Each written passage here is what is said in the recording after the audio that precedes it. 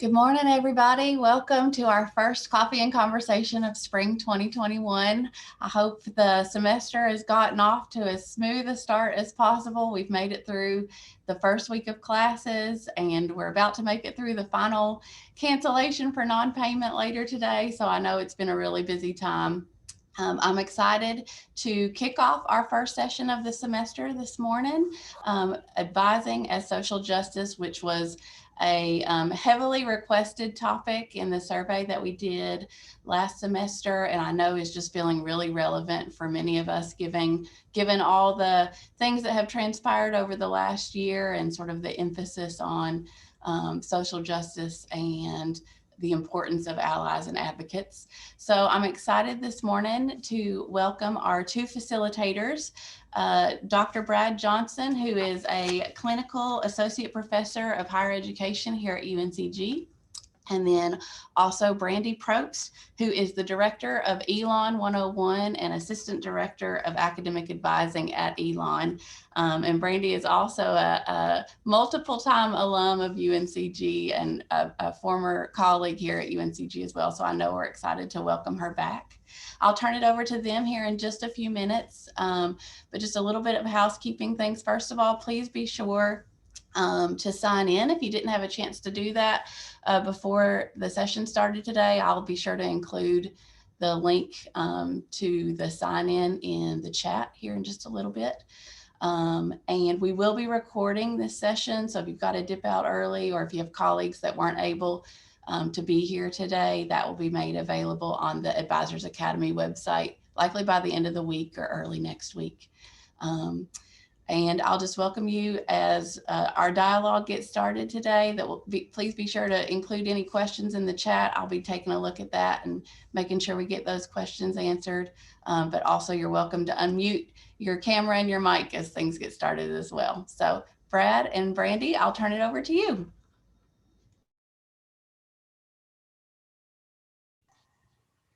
Thanks, Dana. I know we're happy to be here. Thank you, Dana. Oh, can you hear me, Brad? Go ahead. Gotcha. Oh, I was just saying thanks. Thanks for the introduction, Dana, and that I'm happy to be here. As Dana said, we'll do introductions. Brad, if you want to say something while I pull up the slides, feel free. Yeah, so Dana did a great job of introducing us. Some background on this. I teach a academic advising and retention in higher ed course for the master's program in higher education, and I taught it this past fall with Brandy. So Brandy was my partner in co-teaching that with about 25 master's students. So this is how we kind of connected, and Dana asked us to, since we had taught a class on it, if we would be able to kind of come and speak with you all about kind of social justice and diversity, equity, inclusion work in academic advising. And so Brandy and I are happy to be here. It's good to see a lot of familiar faces out there. Brandy? Yeah, definitely. And I'll just say too, we want to definitely make this a conversation, to emphasis on the conversations in the coffee. I'm a tea drinker myself, but feel free to partake however you feel the need, ask questions along the way. We will do, I'll go over the agenda here. I'm going to go ahead and go to the next slide just so we can do introductions. But again, I'm Brandy Probst, director of Elon 101. I have two titles as assistant director of academic advising in the Office of Academic Advising. We are a part of a learning center at Elon. So our learning center consists of academic advising, disabilities resources, and learning assistance, which is peer tutoring and academic skills. And so we work with quite a few students across campus, but my main role is the director of Elon 101, which is our first year seminar course that all first year students take. And the instructors of that course serve as academic advisors to those students until they declare. And so I not only train them on first year transition and curriculum development, I also train them on academic advising as well. And so a lot of a good number of a bit of the conversation and some of the activities, one of the activities that we'll do is something that I actually do with my actual staff. I have 110 sections, so I have 110 instructors. as well as peer educators. So it's a lot of people across campus in different positions that we have these conversations with. So hopefully we'll have some pretty good conversation here as well. I'm also a fourth year doc student in the higher ed program. Like Dana said, I will be a multiple alum. All three of my degrees will be from UNCG. And I worked at UNCG at one point in time as well, in orientation, as well as, well, now first year experience, but also in SFO. So happy to be home, happy to have this conversation with you all. I'm glad to see some familiar faces.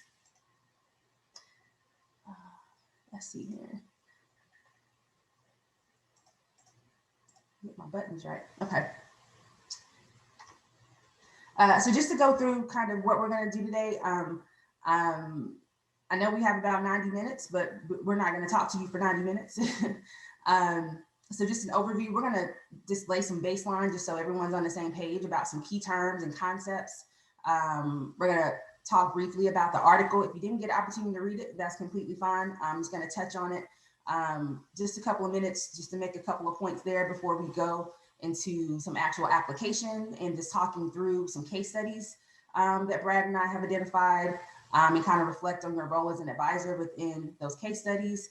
And then we thought it would be a good idea to do just some personal reflection in terms of doing the work in terms of social justice work, and have you do an inclusive advising action plan. And we'll kind of talk through what that framework, what that plan is based off of. Is a framework that I utilize at Elon that I kind of adapted for the purposes of this session. And then we'll do some Q&A and some group discussion. So hopefully we'll talk about 30, 40 minutes, and then the rest of the time we want to be able to have a conversation with you all. And then we do have some resources for you. There is, on the last slide, there's going to be a link to a Google Drive that has articles, videos, webinars, links to other websites that you'll have access to, and feel free to add to if you like. So some of the things we'll touch on throughout this session, but also other materials that you want to reference or share with other staff that may be in your offices. Yeah, so there'll be a QR code and it will be a link just in case. All righty. I made 2 slides, Brad. It was overflowing. Okay. So Brandy and I wanted to kind of make sure we all were on the same same understanding, same page, so to speak, with some of the key terms. And so I know these terms can be perceived and talked about in a lot of different ways. And so we tried to give you something more than just Merriam-Webster definition of these terms, which I think sometimes loses a little bit of the nuance for what these terms really encompass in our work. So when we talk about social justice, I really like this quote. The goal of social justice is full and equitable participation of people from all social identity groups in a society that is mutually shaped to meet their needs. The process for attaining the goal of social justice should also be democratic and participatory, respectful of human diversity and differences, and inclusive and affirming of human agency and capacity for working collaboratively with others to create change. And so this definition by Bell talks about social justice as kind of a 2-part thing, what the goal of social justice is, and then kind of the process for attaining social justice. And you'll note, as we'll talk about in just a few minutes, there's some words in there, diversity, inclusion, that we will also kind of touch on as well. So speaking about diversity, so differences among social groups such as ethnic heritage, class, age, gender, sexuality, ability, religion, nationality, the list kind of goes on and on, that's reflected in some kind of historical experiences, language, cultural practices, and traditions that ought to be affirmed and respected. So when we talk about diversity, we're talking about a lot of those different areas, and we're focusing primarily on the differences. What makes people different, whether that's in their actions, behaviors, cultures, traditions, and so that is what we're laying the groundwork for in terms of what we talk about with diversity. And I know that term is one that kind of gets thrown around a lot, and a lot of people have a lot of different interpretations of it. UNCG touts itself as one of the most diverse, if not the most diverse, within the UNC system. And so we wanted to really be sure we had a kind of a ground understanding of what that term was for purposes of this discussion.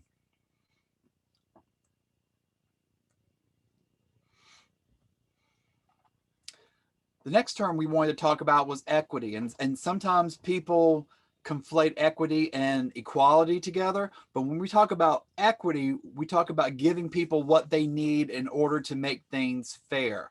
So equity is really achieved through treating people differently, dependent or based upon their needs. So I don't know if you've seen kind of the graphics before. There's one graphic that's out there of some children looking over a fence at kind of a sporting event or so, and the thing they're comparing equity and equality. And so equality basically means everyone gets the same resources. So everyone is started out, so to speak, with the same resources that they need to complete the task.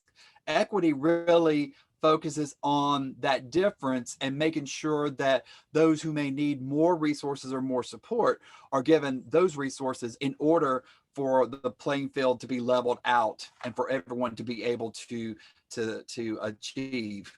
So with that graphic that I was talking about, you see that there's one child that is standing up that can easily see over the fence. You see another child that may have to have two boxes to stand on in order to see over the fence. You may see another child that had to have three boxes.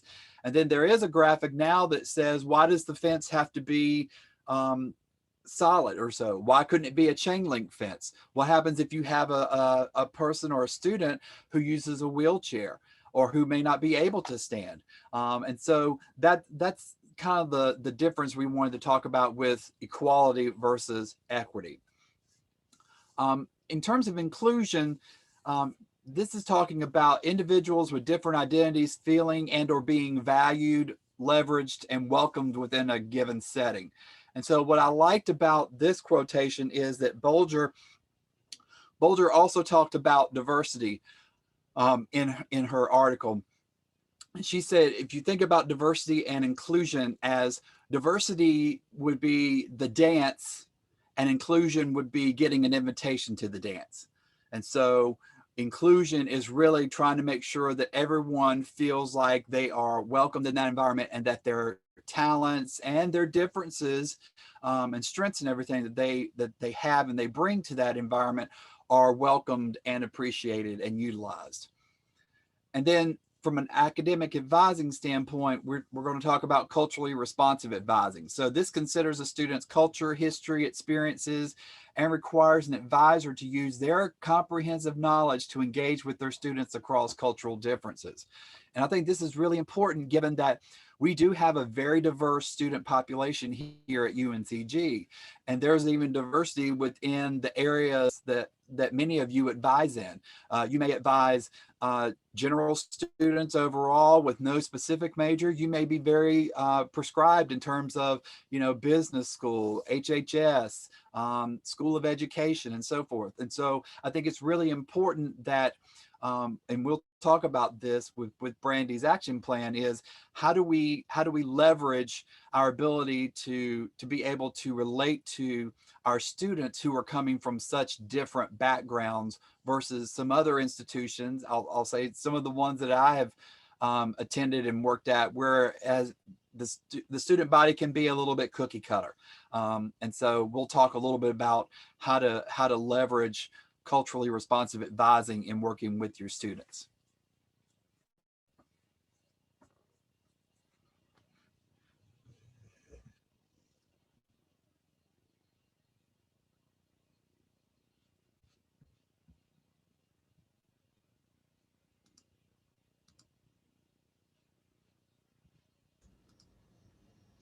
Randy, are you talking? I think you might be or you might still be muted.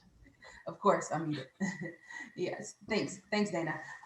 So with with those definitions in mind and those terms and key concepts in mind, we're going to shift to talking about the article before we get to some activities that we're going to do. And so the article was Academic Advising as a Catalyst for Equity, written by Julie Lawton. And I thought it was a great article to use because I thought it offered some good action steps. But I'm curious if anyone wants to unmute and chime in about their thoughts on the article. I'd be curious to hear kind of what your ideas were that came from reading it, or if there was anything that stood out to you.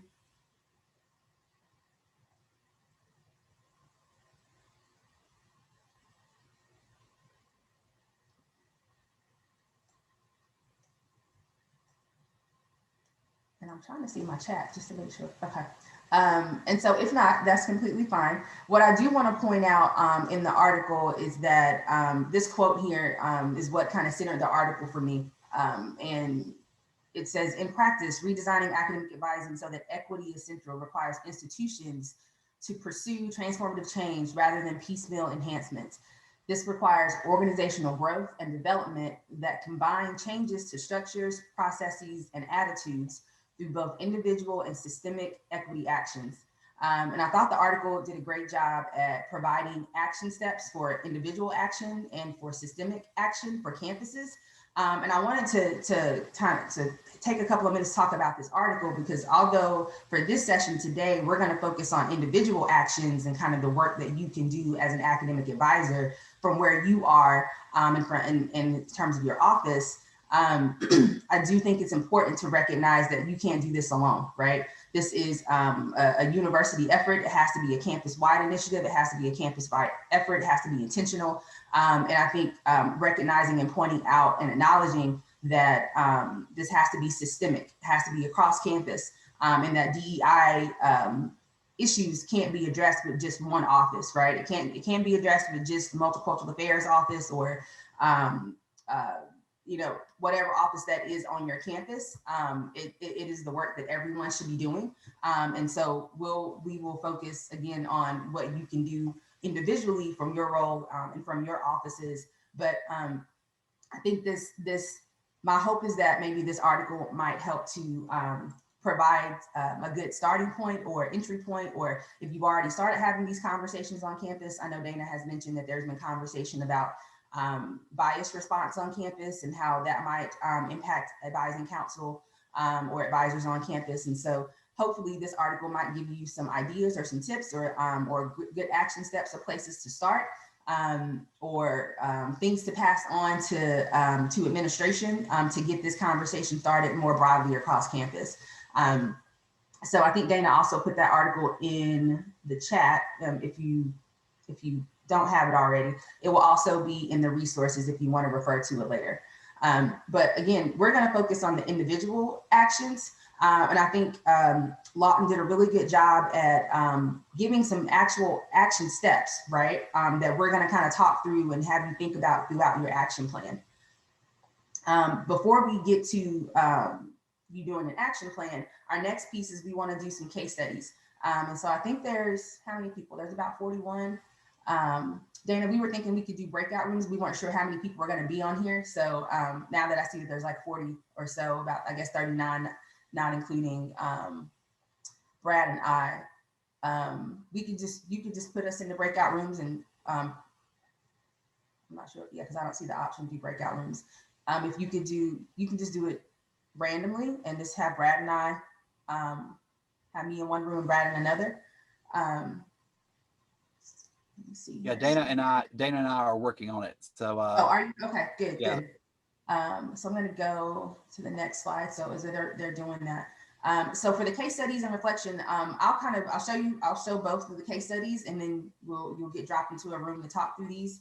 And we have some reflection questions. The purpose of the case studies is we want you to kind of think through some of these situations as an advisor, what you would do before we get into you thinking about, okay, what are some changes that I need to make? What are some things that I recognized as I was thinking through these situations? And how might I help students differently, right? And so the first case study is called Let the Student Talk. And I'll read through it, and then here's a visual for those who need to have a visual as well. But So this is let the student talk, and is you are helping a new student who is accompanied by her parents to plan her first schedule. After meeting the family, you learn that the student's parents immigrated from Pakistan to provide a better life for their children. Her father, who is controlling and domineering, answers every question you ask the student.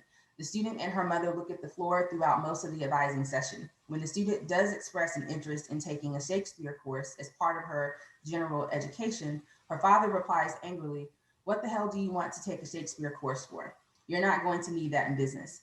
The student cringes, but agrees to substitute another course for Shakespeare. The student isn't sure she wants to major in business, but her father insists that you give him detailed information about being accepted into a business major. And so if you're in that group, maybe be thinking through some things here and identifying some issues or situations here. And Brad will facilitate this conversation. He has some reflection questions for you as well. And then here's the next one, just so everyone sees what both of them are. Is feeling like the other. A group of students from an FYE 101 class attended a party together on campus. During an advising appointment, one of the students shares that while leaving the party, he was called a racial slur. This student is the only student of color in the class. He also shares that the other students in the class did not speak up for him and that he didn't feel supported by the other students who were with him. The student no longer feels comfortable working with these students in class on group activities or engaging in class discussions. The student received a guaranteed scholarship and expresses that he enjoys being challenged academically, but wishes the campus was more accepting. He is frustrated with always feeling like the other and is thinking about transferring because there are not enough students or professors who look like him on campus. And so this is thinking more maybe a situation that is more beyond course selection or registration. So hopefully this will get you thinking a little bit differently. And I'll facilitate this conversation and have some questions for you for debrief. And then if we can come back together and kind of share some things that came out of our conversations, that would be great. So I'll ask for someone to designate or volunteer to be kind of a note taker so they can share out whenever we get back together. So hopefully these case studies will be helpful for you as we kind of reflect on what we currently do in our roles and how we will currently manage some of these opportunities as we go into the breakout room. All right, and I've prepared those, and I'm getting ready to send you all to your breakout rooms. Brandy will be in room 2, and I will be facilitating room 1. So here we go.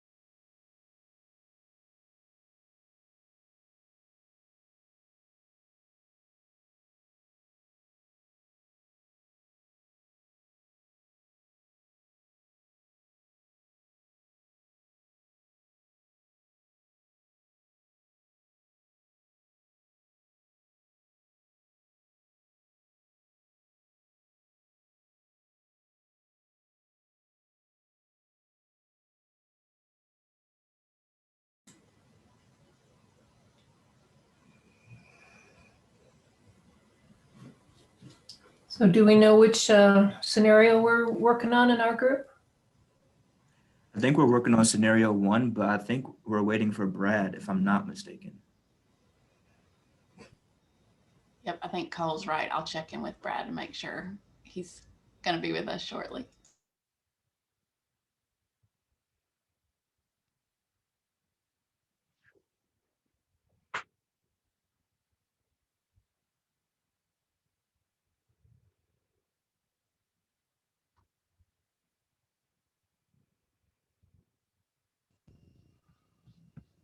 All right, there we go.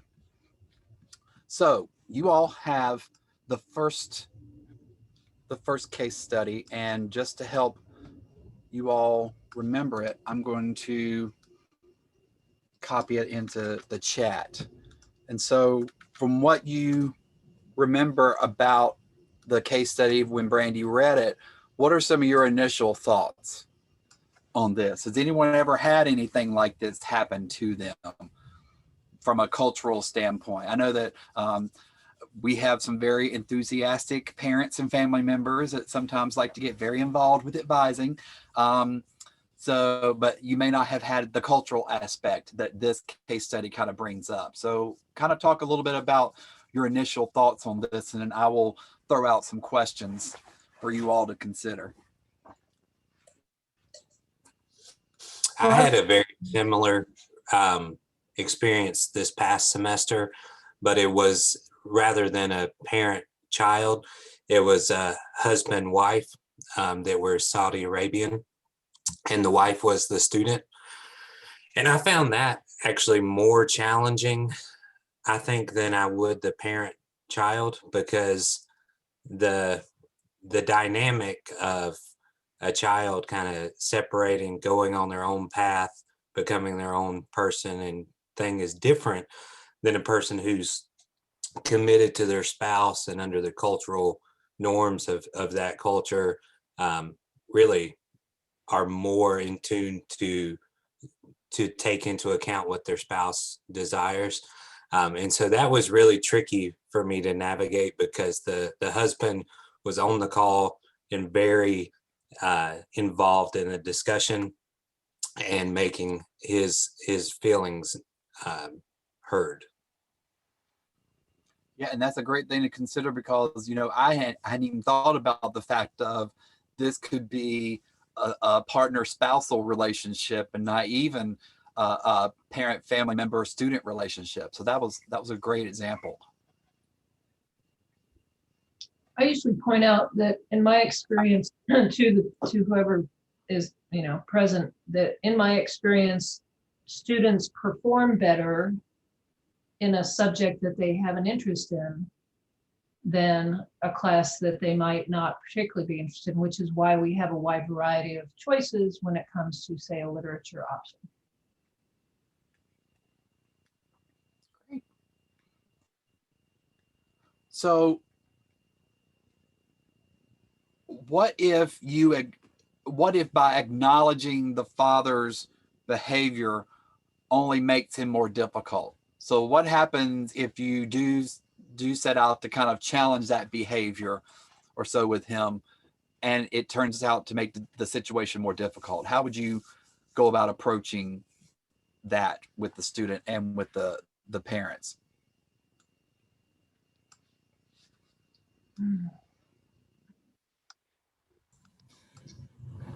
I think as an advisor, in a situation like this, because I've sat in on a situation like this, there's a balance that you have to find between addressing the parents' concerns, again, as long as they're there and the student is okay with them being there, answering their questions, but also picking up on what the student's communicating, honing in on that.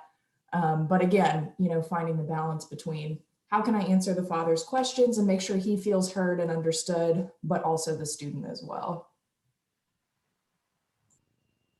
Okay, great. Thanks, Maggie.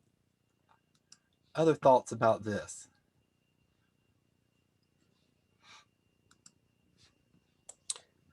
I think it's important to try to diffuse and de-escalate it before they get too worked up.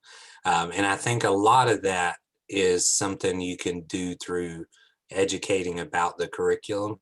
So the student's going to take more than one class. So you can let them know it doesn't have to be a one or the other ultimatum. They could maybe look at both a Shakespeare and a business class and bump one of their other options till later, so that both people are kind of getting what they'd like. And then I think educating the parent about the type of degree, being a liberal arts degree, that the student can't earn their degree without literature. So if they are interested in Shakespeare and they have to take a literature class, it's not that their child is trying to circumvent the parents' wishes. it's reframing it for the parent that this student is really trying to advance through their degree. Even if their degree is business, they still need literature. And so you guys are both working towards the same goal. You're just achieving different parts of the goal. Great, thanks, Adam. So let me throw a little twist in there.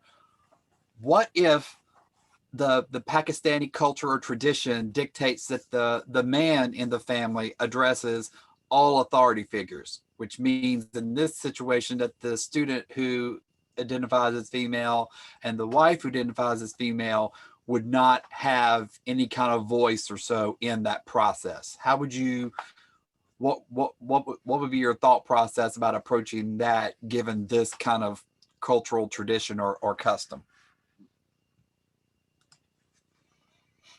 I feel like this is my life, Brad. I have an awful lot of international students, and this scenario is very, very, very familiar to me. And it's something that I have to work on. I am very much student-centered and a very strong student advocate. And so I feel like something that I am challenged to do is to step back a little bit and kind of let the initial father venting happen and then kind of calmly bring back the student into the conversation. There's not really a one ideal way to handle these kinds of conversations. But I think that for me, I have to keep telling myself to remain open to their experiences and what their lives have been like, to allow them to get that perspective in there before I then start to try to bring the student into the scenario and what the student is looking for. It's hard. It's definitely hard. And so, Jessica, I'm also curious. Um,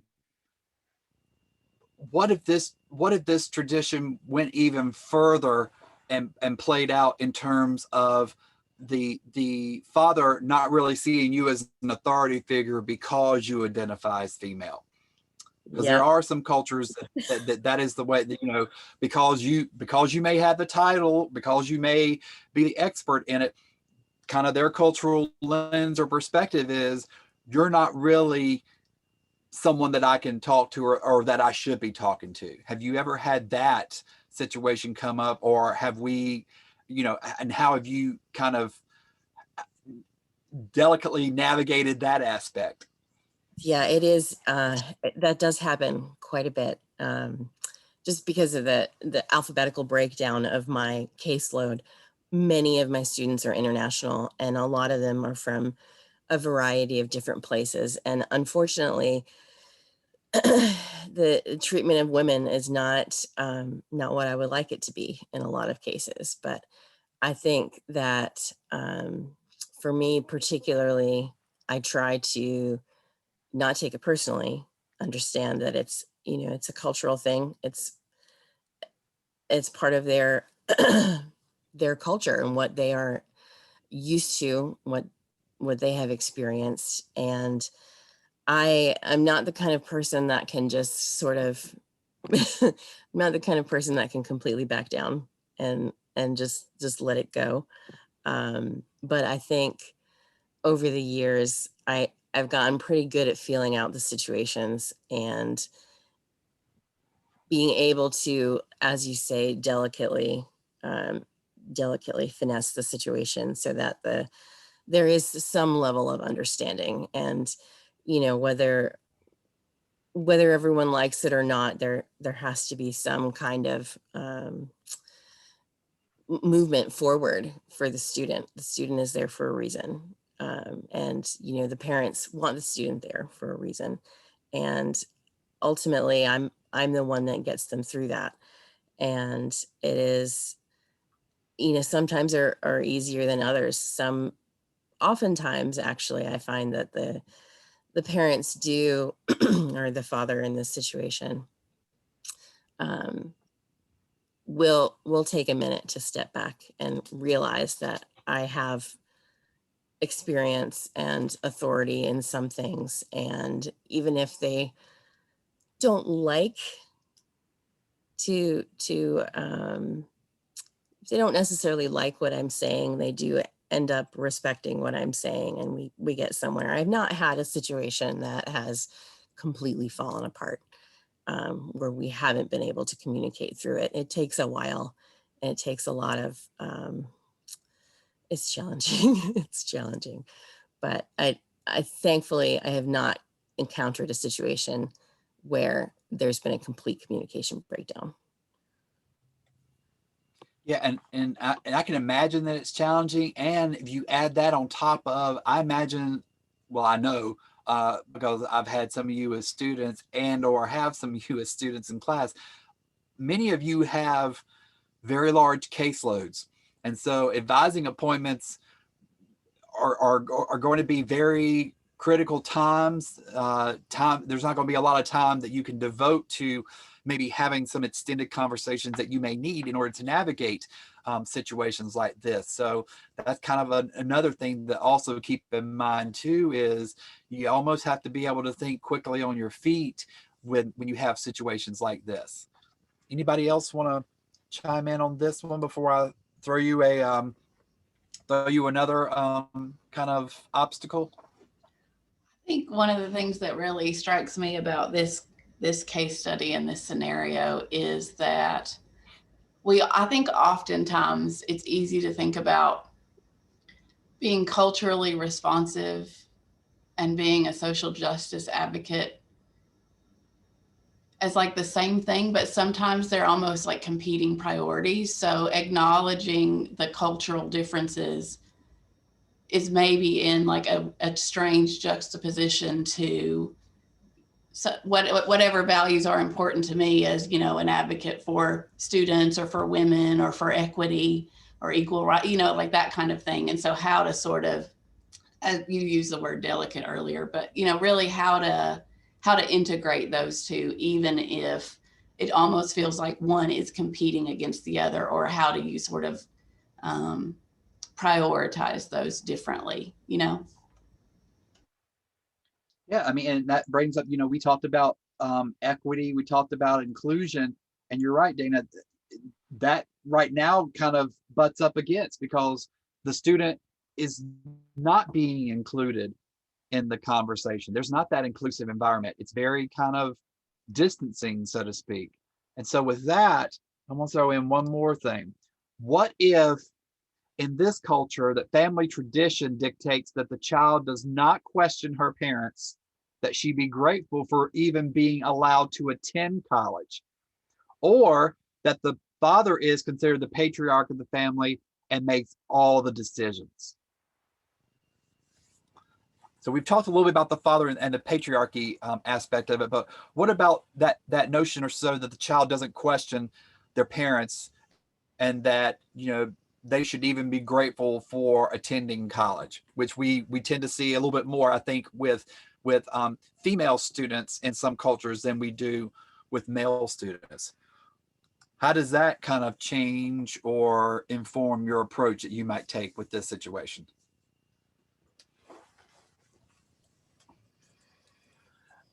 I think if that's the scenario, you have to focus then on educating and changing the father's viewpoint more than focusing on the student. You know, if you're going to respect that cultural difference that the student is going to yield to their parent, then you really focus on that parent. And, you know, he's talking in the original post, it said, you know, why do you want to take Shakespeare? You don't need that for business. Well, maybe you educate about, yeah, you actually do. And then maybe you also try to relate, you know, and talk about when I was doing my degree, who I didn't think I would benefit that much from taking this literature class, but here's what skills I was able to pull out of it. And, you know, this would really add a lot of value to your daughter as she enters the business field, and trying to make those connections that aren't so clear maybe for someone from a different culture that maybe didn't do a liberal arts degree. But I think especially with it being this first initial meeting, you have a long time to develop the student relationship. You have less opportunity to get this father on board. And for me personally, I would probably shift the focus more to the parent, and allow for that meeting and allow additional follow-up, whether it's in person or email or, different ways to really develop with the student. Anyone else? One of the things that I do when a parent or even a student is challenging me in some way is I will ask them what they would like to achieve out of this meeting, and then give them an opportunity to say what their goals are, and then I can say, I can help you with that. And I can, I'm very knowledgeable about how this university works. My role in this interaction is this, because this is my wheelhouse and I can help you navigate that. And then go on to explain maybe the student learning objectives of a literature, and why, as a liberal arts college, we believe that those skills are an important part of the overall education. Yeah, and I think this even extends a little bit beyond kind of international culture or culture that we may see as outside the American culture, so to speak.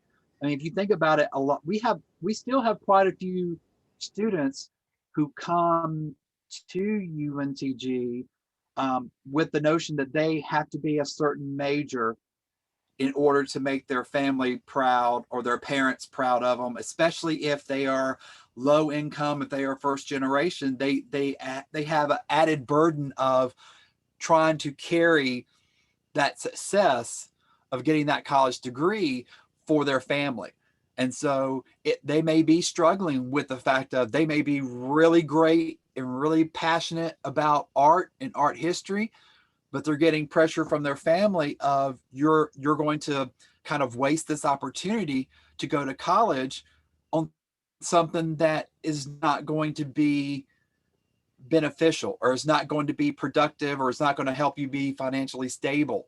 Why don't you major in business? Why don't you major in medicine? Why don't you major in law? Things like that. And so I think we still have that that kind of perception and that pressure, so to speak, from even our own students who do not identify with some of the international cultures that we also have present on campus.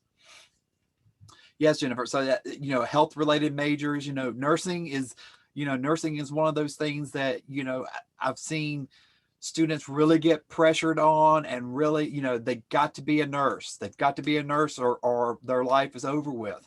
And my partner actually works in, he's a program chair and assistant dean over a health sciences program. And he works with students a lot of times who are wanting to be nurses. And he has to help them process the fact of, okay, you're not doing so great in chemistry or biology. So, there are other avenues you can take besides being a nurse that can get you to where you want to do in terms of helping people and making a difference in their lives. So I would also challenge us to just kind of keep in mind that aspect as well, especially given that we have a lot of first gen and some low income socioeconomic background students that they're carrying a lot of pressure on them in order to make the family and their friends and community proud of them. Any other comments, feedback or so about this scenario? Yeah, I just have.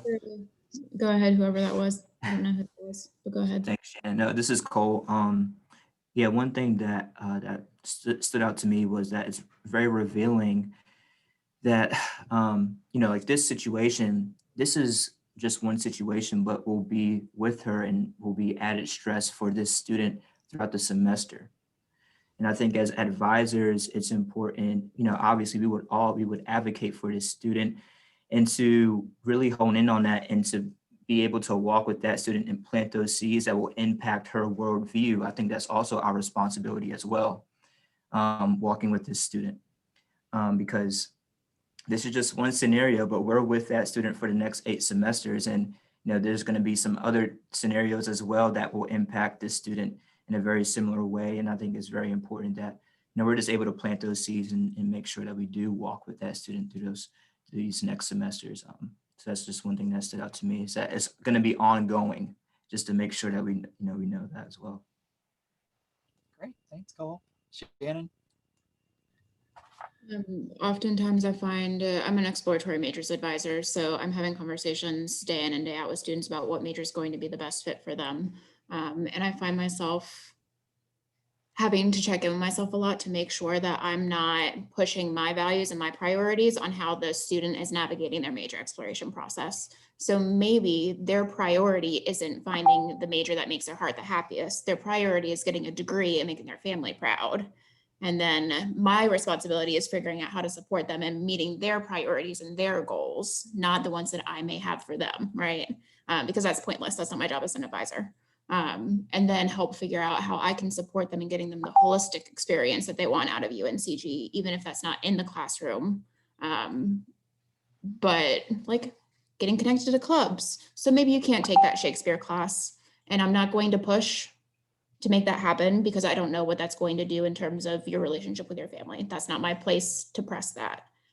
And I'm hearing that taking a Shakespeare class is important to you. So if taking that in the classroom is not going to be a space where you can get that, maybe you can find an English club meeting or something like that, So I try to find myself checking in and taking a step back to what my like visceral instinct is and checking in, like, where's that coming from in me? I need to take a step back, think about it a little bit differently, and hear from the student whenever I may have the opportunity to do so, what their priority is and how I can advocate for them based on their values and their priorities instead of maybe I really want to. Yeah, I think that's a great. Class, but that's not their main goal. Yeah, and I think that's a great point that you bring up, Shannon, and one that I know Brandy will talk about in just a few minutes is we have to recognize our own biases or our own triggers.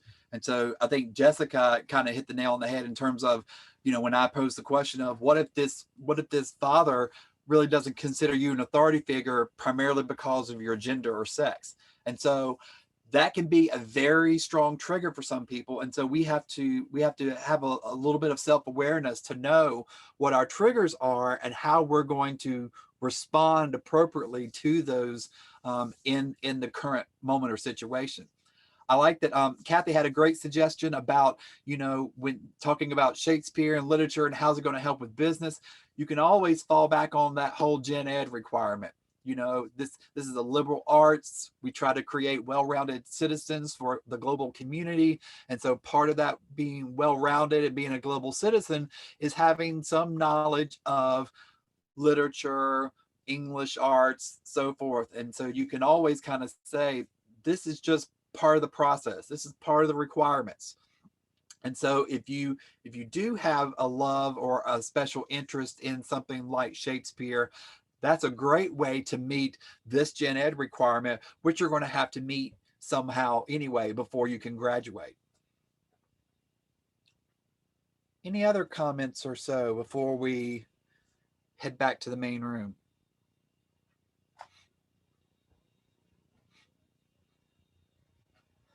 All right. Well, and I forgot to give a recorder secretary responsibility. So I will try to kind of summarize a little bit, but I may call on you all to kind of help in areas that I may have forgotten to share back out. Dana, I think you may be the one that has to close the breakout rooms. Oh, nope, I can actually do that right now. So I'm going to close out the rooms and we are going to head back.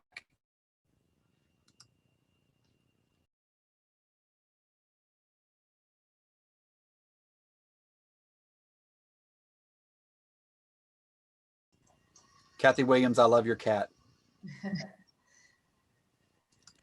She's older than that now, but she's just as cute. Yeah. I got cut off in the middle of a comment, so I'll just wrap my comment up really quick. What I was saying about the scenario that we were talking about was that sometimes students of color, what they are experiencing in terms of the microaggressions and the racial issues that they're experiencing on campus and the toll that it takes on them, sometimes it's not seen as that and how that impacts them academically and mentally. And people see that as they're just not putting forth any effort, right? And I think that's important to ask those questions that we were talking about in our group about what's happening on campus, where are you experiencing this at? Do you have any safe spaces, as folks in our group mentioned? And so just wanted to kind of touch on that, because I do think a lot of students experience that, and then they get to a point to where they say they do want to transfer because they don't want to be there, because they might have only shared this one experience, but it's happened in multiple ways. And what we think about microaggressions, I think there's a speaker that talks about microaggressions, and they talk about how microaggressions are like a million little cuts, right? You just a million, just all the time. There's like a million little paper cuts, and then after a while, like that becomes too much, to the point where you just, you don't want to get any more of those cuts, and you want to just go, you want to go away from it, and you want to figure out another way. And I think that's what that experience ends up being for a lot of students that may be in that situation. They're experiencing multiple things in multiple spaces and no longer want to be on the campus, but no one's really understanding what that is or what that might be for those students. And it may be seen as something different. So we'll transition to maybe group one and see if you want to report out on the conversation. I'll share my screen again so we can go back to the scenario. So everyone can see. Yeah, so I forgot to ask for a recorder, so I'm going to take the lead, and my group members are going to jump in as needed. So we had the Pakistani student and her family, and so we had some great discussions about this. This actually has happened to a few of our advisors. One advisor even shared that it wasn't necessarily a student parent family relationship, it was a husband-wife relationship. And so I hadn't even really considered that aspect before. We talked about what if, I threw in some obstacles in terms of, what if this custom requires that the man of the family make all of the decisions or has interactions with authority figures. And so we talked about how to delicately kind of navigate that aspect, especially when you may be female or female identifying and you are speaking with a family member or a parent who may have this perception or so that because you are female, that they're not allowed to talk to you, that you are not really seen as a credible source or an authoritative figure. And so we've talked a little bit about how to navigate that aspect as well.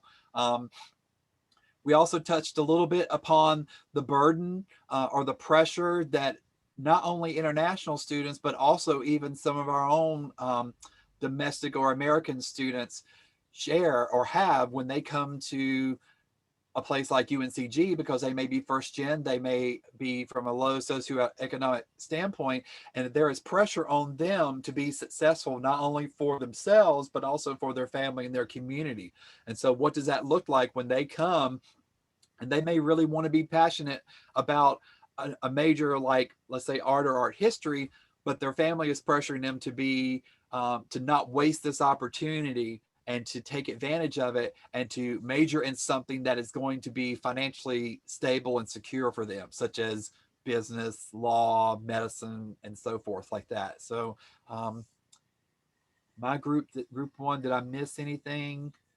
I know we had a lot of good conversations about a lot of different aspects, but I think that was kind of the summary of it. It's a delicate situation, and I've learned it happens a lot more than we may think, especially with some of our advisors who have a large portion of their advisee load that are international students.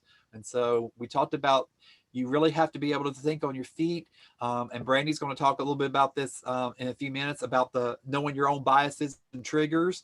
And so how do you react? How do you relate if, for example, you are female or female identified advisor, but you have a family across from you that really does not respect your sex or gender because Their cultural belief is that only the male or men identified figures in society are taken to be as credible, that the women and female identified should be silent and not engage in such business.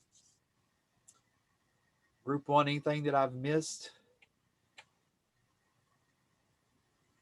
All right, Brandy. Yeah, I think, was it Madison? Yes. Yes. I'm gonna try to consolidate this. I think we kind of had two larger themes. Some were mainly big picture thoughts and then some action ideas. But just kind of start out with the thoughts that we talked through. One, as Brad mentioned, UNCG is known for being diverse, but we kind of talked about how diversity doesn't always lead to inclusion and how there may be a diverse population, but that doesn't mean that the actions and the things going on campus are allowing every student to feel included.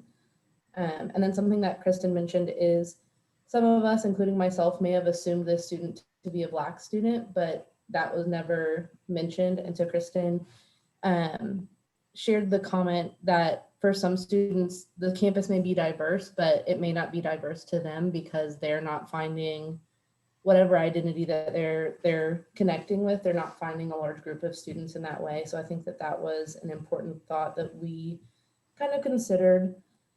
And then as far as actions, connecting to a bias response team would be an important step. And then also working with the student to decide what to do next. So some thoughts about allowing the student the space to have a conversation with those students so they aren't feeling supported by if that's what they feel comfortable doing, or finding another way to engage that kind of discussion, trying to make sure that the student feels comfortable, is not feeling singled out or othered in the process of trying to address the situation. And then considering also the larger picture. So this is just one class, but what is going on outside of class? Do they find support in other areas of campus? Are they not finding that support in other areas of campus? And then kind of heard the end there with Brandy when we jumped back, but thinking about how the student may be feeling mentally, as well as how is that contributing to their coursework? Is it showing up in them not being able to be successful in their coursework because they have all of these microaggressions, all of these other pieces that are weighing on them, causing them to be seemingly unsuccessful or seemingly not engaging with their courses when really they just have something really difficult going on that's not allowing them to engage in other ways. I think that was the big picture of everything. Anyone please jump in if I forgot something. No, I think you covered it there. Madison, thank you for taking notes and reporting out for us for group two.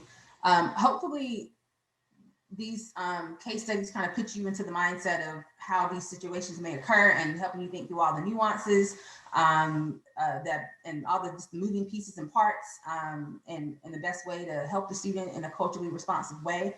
And now that we've kind of got your brains going and thinking through these situations, we want to transition to thinking about this in terms of a framework and how you might address broader issues or your role as an advisor in being inclusive and being culturally responsive. And so at Elon, we, for our first year course, we very heavily lean on advising as teaching. And so for this framework, we base it off of our Center for Teaching and Learning Inclusive Teaching framework, because again, the advisors serve as the instructors of the course serve as advisors to the students. And so I kind of tweaked this a little bit. But if you're thinking about advising as teaching, because in all of our roles as advisors, we teach in some kind of way, right? We're teaching students things. And so thinking about this framework and applying it, the framework has 4 pieces. The first part is who are your students? And so that is asking you, what are the backgrounds, experiences, demographics of your advisees? So how well do you know your students? Who are your students, right? And that can be difficult for some of us to really get to know our students because we might have, you might have an advising load of 200 or 300, right? And you're trying to figure out, how am I supposed to know these things? But it's something to think about how, and the action plan is going to ask you, how can you do that in a different way, right? What funds of knowledge and cultural wealth do they bring with them when they come to campus? And so when I say funds of knowledge, and I think the article is in the resources. Funds of knowledge is what knowledge, and this comes from Cultural Foundations literature, but what knowledge are they bringing with them from their background, their family experiences, and how does that lend to how they interact and engage on campus, right? That community cultural wealth, how does that follow them and come with them? What are they bringing to campus with them that will impact how they engage with you and engage with other people on campus, right? But again, that involves having to take the time to get to know your students. So you may have to think outside the box and how you might do that, right? The second piece of the framework is who am I? This and if you notice, this framework is very much action oriented in terms of doing the work. And I think for social justice work, it doesn't matter what you do, what position you have on campus, or what you do in terms of your role. I think social justice starts with every single individual, right? Before we can even get to systemic issues, we have to work on us. We have to do the work ourselves. And a huge piece of that is identifying who are you? What are your values? What are your assumptions? What are your stereotypes? What are your triggers? What are your biases? We all have biases, right? What cultures and identities do you need to learn more about, right? And thinking about what do you feel more comfortable with? So me as a Black woman, yes, I feel more comfortable knowing more about being a Black woman, right? But recognizing that all of our experiences are not monolithic, but recognizing that I also have privileges as a college educated individual. And there's privileges that I have. I'm able-bodied. So what are some of my identities? And then what are some identities that I need to become more familiar with, so that if a student walks into my office and identifies in that way, and there's some issue that they're having, or they need assistance, I'm able to understand, right? I'm able to try to help them in the best way. The third piece is, what do you teach or advise, right? So again, if you're thinking about advising as teaching, how does DEI connect to the goals that you have for advising? What are your goals in academic advising for student success, UNCG? So we're thinking from your office to the larger campus. And then are there advising policies, practices, and structures that you have in your office that are inequitable? Like, are your policies and practices and structures equitable? There's always things across campus. There's policies that we put into place that sometimes cause barriers for students, right? So we want to think about what that looks like. And are we creating issues for students? So I'll give you a great example of this. We were talking in the office. In our office, we don't have panic buttons. And so we were thinking about how do we, what's going to be the process if we need to contact someone, or if we need assistance in our office with the student, right? Because we're also on the second floor, and there's one way in and one way out. And so the conversation folks were talking, and so we have this code word system. And at some point, we were talking about, so when we say the code word, or we send the chat, or whatever we do to tell the code word, what does the code word then mean? And someone in our office was like, well, if I'm giving the code word, I think we should be able to call the police. And my statement was, well, we need to think, what are we calling the police for, and who are we calling the police on, right? Because some students don't have very good experiences with the police, and we need to think through that. And we need to ask ourselves, why are we calling the police? Is this a situation that really needs the police, or is this a situation where I need to just have some other support in my office to help with this situation? Maybe I just need another staff member there, right? So really thinking about, let's have some levels to this and what constitutes calling the police, and why we would do that, and how that might cause some barriers or issues for certain students on campus, right? And so just having that general conversation, I mean, that was a simple conversation, internal decision, but that having that conversation was important and crucial, because if we wouldn't have had that conversation, we could have put a policy in place that could have been a complete issue, right? So thinking about those things. So not just internal office policies, but what are some larger campus policies and structures that are barriers for students from different populations? And then how do I teach and advise? So what are your approaches? What approaches do you use to advise diverse groups of students? How will you handle difficult conversations? How will you manage? How will you manage topics that you feel uncomfortable with? I think these are important things to think about. I have a notebook that I use while I'm doing my advising appointments, and I have a sticky note in front that has like my plan. because I recognize that there are things that trigger me, especially with the climate we're in now. At Elon, I'll be transparent, that there are students that openly have Trump flags in their windows who are Trump supporters. And I recognize that while we were in the last 4 years, I recognize that any one of those students could have walked into my office at any point in time and needed assistance, right? And so I knew the things that triggered me. And I have a sticky note in my notebook that reminds me of how to manage these triggers or how to manage these conversations. First one was breathe. The first thing says breathe. And then the second one says, don't take it personal. It's not about me. This is not about me, right? So I recognize that a student could walk in at any time with the hat on, with the t-shirt on. I see it across campus. They could come into our office at any point in time. And I may need to help that student, and I need to put those things aside.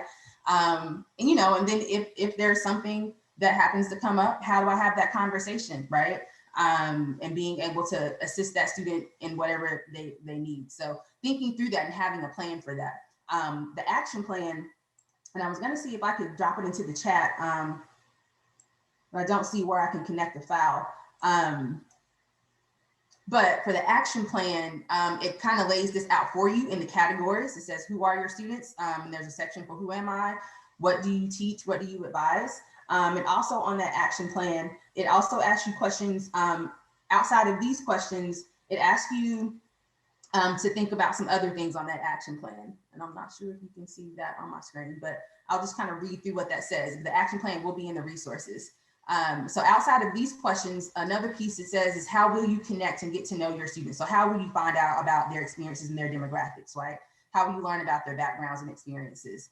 How will you manage those uncomfortable conversations? What strategies will you use? And then one of the third questions is examining your office space and your environment, right? Is your office space inclusive? Is your advising staff diverse? Do students feel welcome and represented in your office space and environment? What changes do you need to make to foster a culturally responsive advising office and environment? So kind of doing a scan of your space and thinking about what that may look like. So when students walk into my office, I have a bookshelf with books on it. There's a ton of books. There's diversity and equity and social justice books. There's pictures. I have buttons. I have my Safe Zone plaque, my Pride flag. I have buttons that say Rock the Vote. I have buttons that say Me Too. I have buttons that say Black Lives Matter. So I have a wealth of different things that I value, but I also want students to see. I have my First Gen button up. So I want students to see that I support. I may not be a part of these communities. I may not have these identities, but I do support these identities. So when you walk into my office, I want you to know that this is an inclusive space for any and everybody, right? And if there is something that's not here that represents it, then I'm still open to have those conversations, right? But thinking not just about your own personal office space, but what does the rest of your office look like? So one of the things we did in our office, we had a similar session like this, was thinking through when students sit in the lobby, like what magazines and books or things are there for them. And we realized that there were some Martha Stewart books and some other magazines. And we were like, first of all, students are not reading Martha Stewart. Second of all, most of the books that were in there were very much had a proximity to whiteness. So how can we bring some more diverse magazines in? So I brought in some Essence magazines. Some of my coworkers brought in some ESPN mags. And so we brought in different things so that if students came into the space, they felt while they were waiting for 5 minutes or so for their appointment, they felt like they could see something that they may be interested in and not just see a Martha Stewart mag. And it might have been someone who wanted to see Martha Stewart, but thinking about what is it, how can we make this space feel more inclusive, right? Or even decorations. So a lot of times our program assistant will put up Christmas trees in the lobby. And we're thinking, well, what about Hanukkah? What about Kwanzaa? How do we make sure this space is inclusive? And so those are things to kind of think through as you're doing that. Let's see here. Oh, want that. And these are just some strategies. I kind of talked through some of these as I was presenting the questions. I do want to make sure we have time to have discussion. But these are just some strategies. Again, the PowerPoint is in the Google Drive that Brad has dropped in there, as well as the action plan that you all can kind of go in and utilize. I would encourage you to maybe do it as a staff development activity. or do it on your own, or it might be a good activity to kind of talk through or do as an office. But here are some strategies for each piece. Like I said, get to know students beyond social groups and visible identities. Remember that no social group experience is monolithic. Again, demonstrating your own values. Like I said, display things, have conversations, let students know that you're here to advise all students, right? Be an entry point for DEI services and programs and initiatives on campus. So if students come into your office and they're not aware of spaces and services that are here for them, be aware of those. So one of the conversations we had in our case study was talking about bias response. And I was asking, is that something that, so at Elon, for bias response, for those of you who weren't in our group, we can report something on behalf of a student. So any faculty, staff, or student can report something anonymously as part of our bias response system if there is a person that does not feel comfortable reporting it. And so that was a question that I had.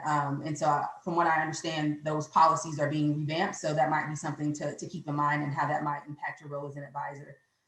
Again, advocate for students, revise, adjust any policies or structures that might create barriers, and then create opportunities for students to know that you care and that you see advising as social justice work. Have that plan, create a plan for yourself and for your office if those situations occur. And again, you have these slides to refer back to. And so I want to make sure we have time for discussion and question and answer here. I think Brad just dropped the drive in the chat box. And if you want to use a QR code or resources, here's also our contact information. If you'd like to reach out to us or have a conversation, we're happy to talk and chat. But let's open the floor to discussion and see if there's any questions, comments, thoughts.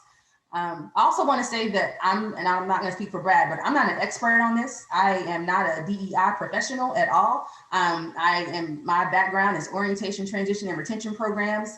But I made an effort and made a purpose that throughout my career that I make sure that I am considering and integrating DEI into all the work that I do, even if it's not something that is part of my job description or that is not required of me, because that is something that I value. And so again, like I said at the beginning, I encourage everyone to think about it in that way, because it's just not the responsibility of one office on campus.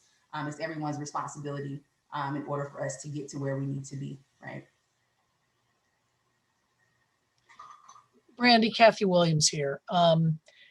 Brad and I were talking privately because I wasn't quite sure how to ask this question.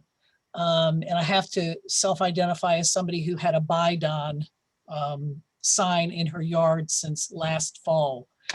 But you gave the example of the various buttons and flags and everything you had in your office, and they weren't all necessarily identities that you yourself have, but you wanted a welcoming environment. So this may have happened, it may not have happened. So you have a student walk into your office and say, I want equal time. I want you to plant this Trump flag in there among your pride flag and your buttons and I would personally really struggle with that. So I'm just curious about you and some others. Oh yeah, I'm with you on that. I would struggle with that, and I would respectfully tell the student that I don't agree with your your viewpoint. That's not a symbol or something that I would want to display in my office, but I will have a conversation with you about it. I'm happy to have a conversation. I'm happy to have a civil conversation about it and talk about the things we might disagree on.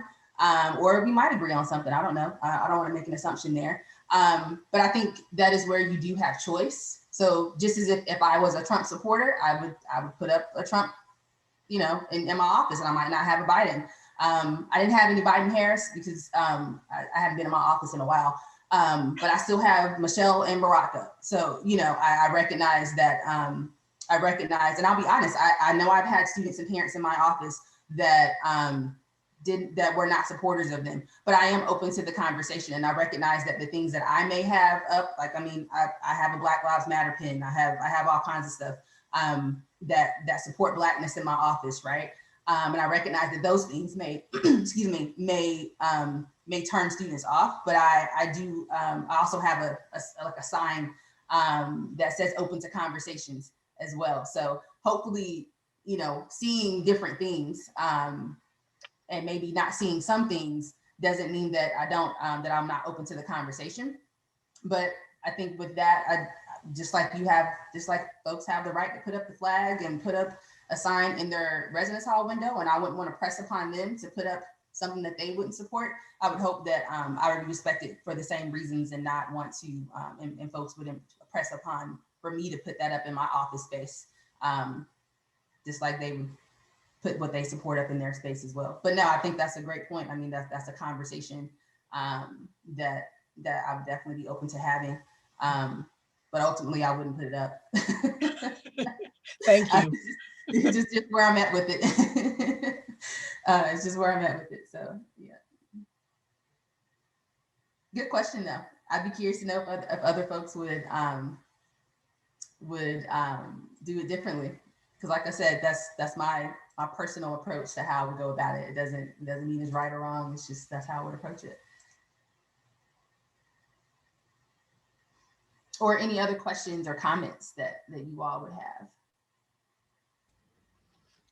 Brandy, I really appreciated what you said in sort of that conversation about, I think we want to include things in our office that promote like inclusivity and conversation and sort of raising up those identities or the values that are important to us. And I think that has an important dual role, which is welcoming in really, I guess it's welcoming in others in different ways. So welcoming in others that share those same values, but also like what you said, that you're always willing to have the conversation, even if it's with somebody that has different perspectives or values than what you've sort of physically promoted in your office. And so I think that's really important for us to think about as advisors, are how we're bringing in different types of people in different ways.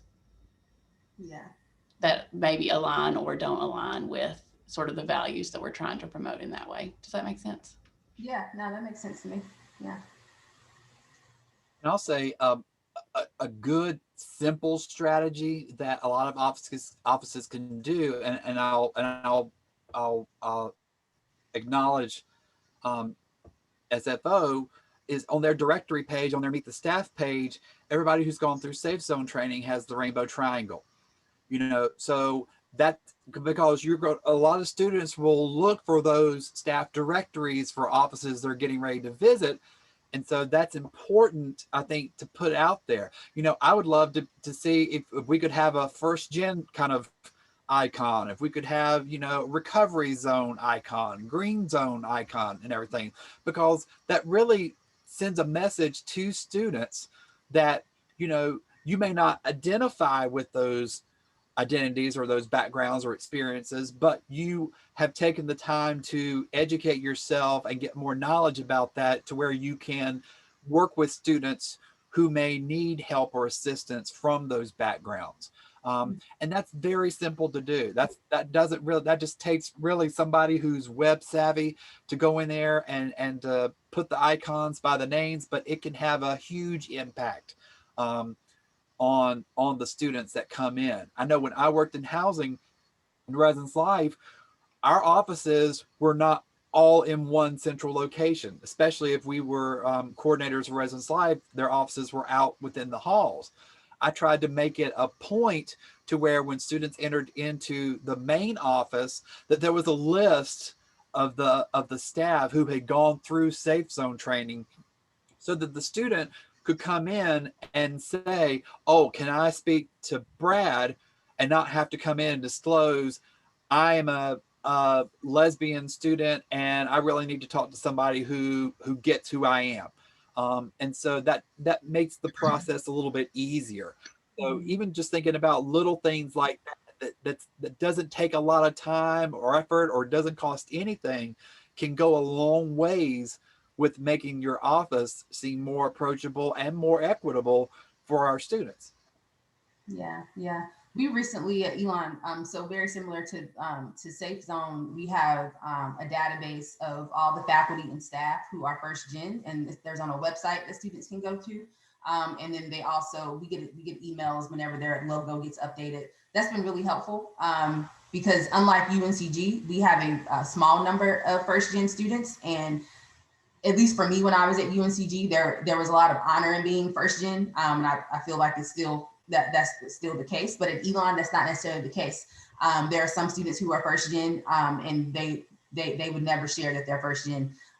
So it's an interesting space to be in. So being able to display that and let students know that there's a lot of people here who are first gen, and that you can have those conversations, it definitely has opened some doors for students to be able to reach out and have those conversations and take away that stigma of being first gen, which threw me off when I got to Elon. I was like, wait, that's not the space that I came from.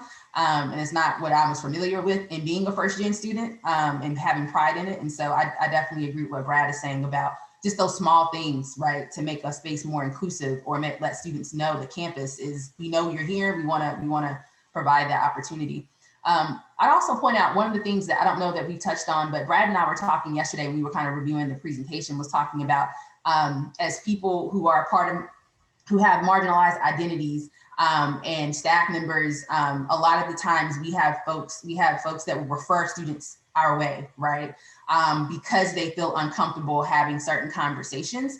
And that's why we wanted to emphasize, think about your plan, think about how you're going to address uncomfortable conversations. Because one, a lot of times that puts a lot of emotional labor on individuals like us, who we get multiple referrals, right, all the time. We want to be able to help students, definitely. We wish we could help every single student, but the reality is that we might not connect with that student. We have to get to know that student. We have to build that relationship, even if you are referring to them. And what I always say is, if a student is coming to you, that means that they trust you in some kind of way. You already have some kind of relationship with them, or they feel as if I can talk to this person. So take advantage of that, of that, right? And I always tell my advisors, don't be so quick to refer all the time. Yeah, we need to know how to refer. We need to know who to refer to, but take the opportunity to have those conversations with students if they're coming to you, because that means that they've already told themselves, I feel like I can talk to this person, this individual, even if you don't share that identity with them, and thinking about how you're going to have that conversation. And then, also trying to help those of us on campus who get a lot of referrals in those ways, and recognizing that, again, this is everybody's job. It's important for everybody to do that work, right? And so just wanted to emphasize that in throughout the conversation as well. Any other comments, discussion?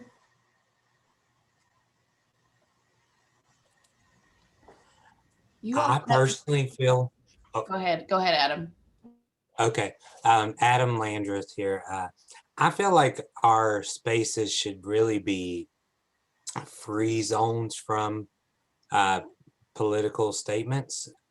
I feel like the process of trying to be inclusive, it almost creates this polarization for some of our students. If we're really about respecting their differences, and Brandy, you spoke about knowing our triggers. If you knew that the flags for Trump was a trigger for you, it seems tough to expect a student to feel okay going into a space that may have their triggers in there. And so I'm a big proponent of things that show how much we care, and that we're just, we're normal folks, whether that's pictures of funny things or family things or, different things like that. But things that make political statements one way or the other, I think is really tricky. And I don't think that we as employees can be held to the same standard as a student's residence hall of what's displayed. Go ahead, Brad. I kind of agree with you, but I also would challenge and push back that a lot of things can be politicized, and a lot of our social identities, a lot of our cultural identities and everything can be highly politicized. So I'll just use me an example. So I identify as an out gay male. And my office door sometimes has even been referred to as the big gay door because it is constantly covered in resources and everything. And so that's a huge part of my identity, not only personally, but also professionally. And so if I, and it can be highly politicized, and it is highly politicized. So if I struggle with the fact of not sharing that part of me for fear of it being considered political in nature, because I think that is such a big part of who I am and who I relate to, that I would almost feel like I'm going back in the closet. You know, people know, but I don't speak of it. And so it may make the students uncomfortable coming in. And so that, you know, I can see your point, but, you know, I would also make, again, the argument that a lot of our social identities can be politicized. Yeah, I agree. I appreciate the point you're making, Adam. But yeah, for many of us, the personal is political, right? It is that is the situation. So so people have politicized the Black Lives Movement. It is not a political movement, right? But people have politicized it. And for me, my Black life matters. So that is an identity that I carry with me everywhere I go, regardless if I have a button up or not, right? And so I completely understand your point, but very similar to Brad, those things are difficult for me to separate. Although somebody has politicized it and somebody has made it that way, when that is my personal identity and my culture. And so I definitely see your point and understand the point of view you have, and definitely see why that may be your point of view.